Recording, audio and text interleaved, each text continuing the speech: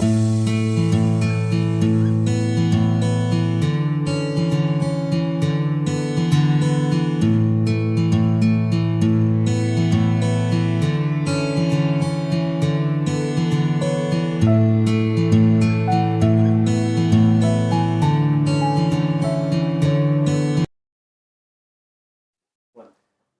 everyone, I am Dr. Rahul Singh, consultant brain, spine and peripheral nerve surgeon. I am a director of Landmark Advanced Neurospine Care, situated in Sector B, Aliganj, opposite Bank of Baroda. आज हम अपनी जो lecture series है जो patient के benefit के लिए start किया है लैंडमार्क की तरफ से, उसमें सर्वाइकल स्पॉन्डिलोसिस या लेमैन के टर्म में सर्वाइकल पेन के बारे में जानकारी देंगे। कैसे इसे पहचानें, क्या क्या इसमें डेंजर साइन है, कब आपको डॉक्टर को अपने स्पाइन स्पेशलिस्ट और न्यूरोसर्जन को दिखाना है, और कब किस तरीके से क्या व्यायाम करने हैं या क्या ट्रीटमेंट सीख करना है जिससे आप पूरी तरह से बीमारियों से निजात पा सकें। तो अगर हम देखेंगे तो सर्वाइकल स्पाइन का जो एरिया है वो सर का जो सीवी जंक्शन है उससे स्टार्ट हो करके ऊपर की जो 7 वर्टिब्रा है उस तक जाता है। जो सर्वाइकल स्पाइन है C1 से लेकर C7 तक के एरिया को हम बोलते हैं। उसके बाद हमारा नीचे थोरैसिक स्पाइन स्टार्ट हो जाता है। तो अगर हम ध्यान दें तो इसके जॉइंट है जो कि एक वर्टिब्रा दूसरे पोस्टीरियर लमाइना से बनाती है। ठीक है, ये जो फेसेट जॉइंट है यही मेन रीज़न है कई प्रकार की बीमारियों का, स्पेसिफिकली सर्वाइकल स्पॉन्डिलोसिस का, या लेमैन टर्म में जिसको सर्वाइकल स्पॉन्डिलाइटिस बोलते हैं। Cervical spondylosis group of symptom है जिसमें गर्दन का जो कर्वेचर है वो सीधा हो जाता है। इसके साथ साथ मल्टी जॉइंट में आर्थराइटिस स्टार्ट हो जाती है, जो एक जॉइंट सर्वाइकल वर्टिब्रा से दूसरे सर्वाइकल वर्टिब्रा में जो जॉइंट है। तीसरी चीज़, इस जॉइंट के इन्फ्लेमेशन और आर्थराइटिस होने की वजह से जो नर्व है, जो कि पीली रंग की रूट देख रहे हैं, इस पर कंप्रेशन पड़ने लगता है।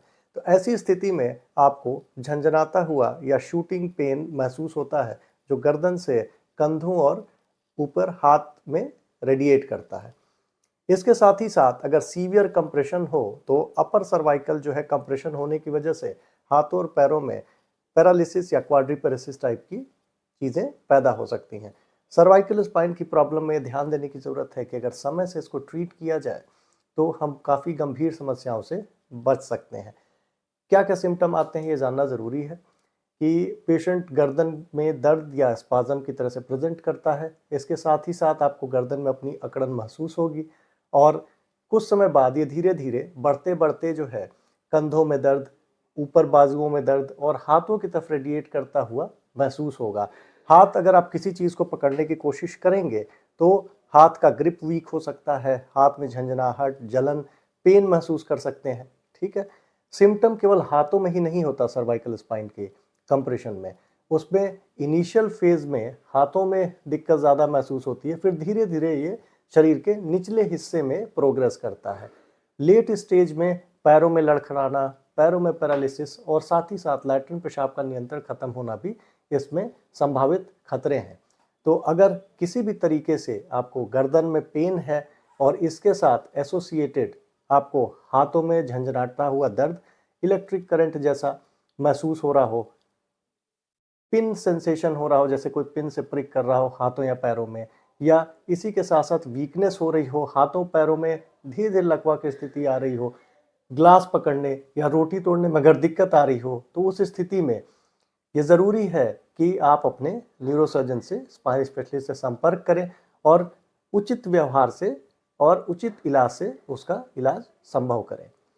3 प्रकार के इलाज संभव हैं इसमें। सबसे पहला जो है, हम नेक एक्सटेंशन एक्सरसाइजेस करते हैं। उसमें गर्दन का जो कर्वेचर है, जो स्ट्रेट हो गया है, उसमें नेक एक्सटेंड करके कुछ एक्सरसाइजेस हैं जो फिजियोथेरेपिस्ट आपको एक्सप्लेन करेंगे। इसके अलावा जब नेक एक्सटेंशन एक्सरसाइजेस और तकिया हटाना जैसी प्रिकॉशन लेने के बाद भी अगर पेन परसिस्ट करता है तो उस स्थिति में फिर हम एडवांस मेडिकेशन पे जाते हैं। 30 to 40% केसेस मेडिकेशन से ही रिलीव हो जाते हैं। इन केस मेडिसिन से रिलीव नहीं होता है तो then we go for MRI cervical spine. MRI कराने में हमें दिखता है कि कितना एक्सटेंट ऑफ कंप्रेशन है।